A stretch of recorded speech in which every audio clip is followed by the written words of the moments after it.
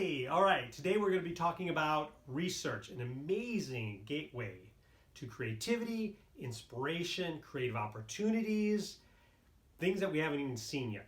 Okay, my name is John Ruby. I'm the author of a novel, epic adventure, over-the-top craziness, Space Spiders on Prom Day. And I've been working with other writers and other people who just want to be creative, sometimes in specific projects, their life, since 2005. And this is what I've really found out about research. And we have a huge opportunity to shift from something I have to do. Like my 12-year-old's currently in 7th grade as I'm making this video. He's doing a report on Australia. I helped him this week with it, right? So when he had to get books and list them, and where do you find information in online sources. So every time he has to find something, it's I have to do it. I have to do it. So research is not this amazing gateway into creativity for him, right? But now that we're adults, right, and we're doing something we want to do, whatever you're creating, online course, your novel, your memoir, whatever that is, right? Now we can look at research as in like, oh my gosh, I get to do it. Because especially after you get done watching this video and maybe see some examples, once I do this research, now my brain has more pieces of the puzzle to play with. Now it's got more, like I was only one time I experienced writer's block, and that'll be with the 4th example when I wrote Space Spiders on Prom Day, and I hit the wall. And I was like, what? Like, what's going on, right? And I'll show you how research really is one of the major, except for maybe judgments against myself or the material, or is this worthy? That's a good way to stop ourselves from writing. But if there's another great way to go through to dissolve writer's block, and that is with research. And we'll be talking about that. Number 1 is friends. So at a certain point in Space Spiders on Prom Day, I knew Chevy and Sweetie's high school senior friends that are in the hunting group.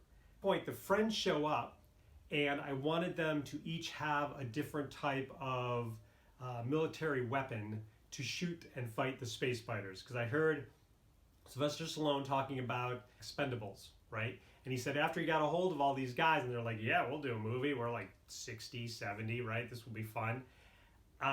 He realized each one of them needed to have a special, different type of weapon. So I knew that going in. So when I got to the point where all these guys were going to come help save, and one woman in the hunting club, right? And that's a whole different area of conflict and awesomeness. But then I spent 3 days actually with my one kid researching guns and over-the-shoulder missile launchers and all this fun stuff that blew things up, right? So we can blow up the Space Spiders coming down and trying to save Earth and trying to save Prom.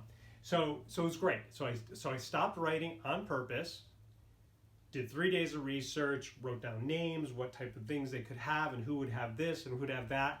And then I went back to writing, and it was awesome. So research totally opened up the gateway of opportunities and possibilities, because I don't have that information. I didn't have that information. Number 2, school location. So I knew I needed a school. I knew I needed to be near some woods. I knew there had to be a road that went by it. And I was just like, I don't know what a school looks like. Like, what does a high school look like? Especially in Pennsylvania or in the Midwest somewhere, right? So I went to Google Maps. And I just started punching in high schools, and I found some. And then after I looked at 2 or 3 of them, and I was able to get an aerial view, then all of a sudden I was like, oh, the football field. And then this one road goes here, and then there's like so many buildings. And so I took what I needed, right? Like this, I'll use this. And then I'd look at other schools, and I'd be like, oh, but I also need this and this. And so I created my artificial school, right? But the research, instead of just trying to think it all off in my head, I did the research, and then that helped piece it all together. And it even showed me like the football field and the practice field. I was like, oh, boom, boom, I could do that there. I could do that there. All right, number 3, spiders. We all know some things about spiders. I certainly didn't know a lot. And I can remember specifically my kids when they were younger, when I wrote the book, there was a show called Wildcrats. These 2 brothers, they morph into they have suits that take animal powers, and they help save the animals, and it's all good stuff. And this one episode was coming up on spiders. So I got the kids, and I'm like, hey, let's watch this one, right? And so then I learned some stuff there, like, for example, no, I won't tell you, but it's the weird, crazy stuff that we just don't normally know, or I certainly didn't know about spiders, that then I can incorporate in the book. And then, of course, I did other research. But that's the super fun part, right? The idea is, as a writer, as someone creating an online course, someone who's starting a business, yes, we have our own inspiration, our own intuition, we have all our experience, and when we open up our mind and do research about what other people do, how that looks. I've seen many directors of big time films talk about when they were putting together their first films, they would actually have other films on videotape, and they would see, how did they do that edit? What did they do? And of course they're not copying it, but they're being inspired. They're getting, oh, that's what they did. That's why, oh, we could do this. That's what research that gives us, right? All right, number 4, prom committee meeting. Long story short, each character gets introduced, right, in a way that's kind of super cool and fun, right? I'll just say super cool because they are super cool, right? And so I gave it to one reader, I give it to another reader, and one reader comes back and says, you know what, the way you introduce all these different characters, super cool, super fun, interesting, but Sweetie. And Sweetie is the female lead, Chevy and Sweetie, right? They're doing it together. And she says it's terrible. It's lame. Sweetie gets introduced being the head of the prom committee, and it's just not good. So I'm like, all right. And in another video, another time, we'll talk about this is exactly the type of feedback you want from your readers, right? As authentic and honest as possible, because then you get to decide, is it valuable, is it not? If it is, then we get to do something about it, right? So I took a look at it, I went back and I read it, and I was like, yeah, it's not that exciting, and it doesn't really show Sweetie to be the leader, the entrepreneurial spirit, the force that I knew she was in the story.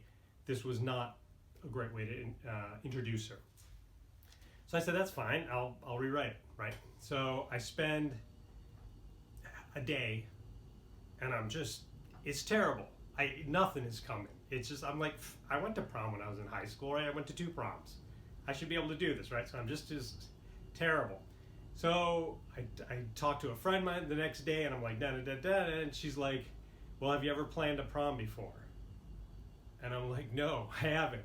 And she's like, and I was like, so I went online that night and I downloaded like a 15-page PDF, how to plan your prom, which I felt ridiculous doing. It was ridiculous research. Felt awkward.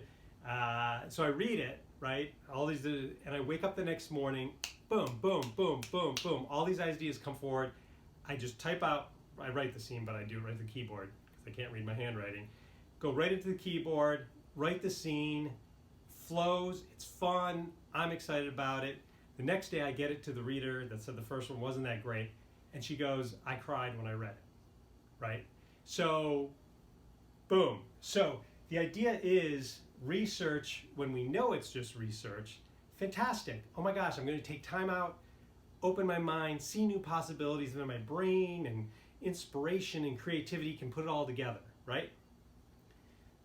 The problem is when I try to write something and I need research and I don't realize I need research, right? Then I'm like, I don't know what to write. How do I write? So I have another friend, James Cox, who is an author of the book Rose of Camelot, The First Female Knight. Very fun read. And he talks about, and I said, well, because before I wrote Space Spiders on Prom Day, I'm like, well, how long do you research for? And he's like, I just feel it, right? And I'm like, oh, that's helpful, right? And that would be my words to you. That's the same thing with me. I just research until I just kind of feel that I got the information, enough ideas start popping, then start writing. And of course, if I need more research, I get more, right? It's not that big of a deal, right? Internet, awesome, fantastic, right? And so enjoy yourself. So just remember, research, not a have to, you get to learn something new. Oh, I wonder how my brain's gonna put this all together. I wonder how this is gonna work in the story. I wonder what I'm gonna discover that is gonna make it more interesting or cool or scary or romantic or whatever it is. So enjoy your research, enjoy your creativity. For everyone that's not a writer, another way of doing research is the idea that I really like is creativity breeds creativity.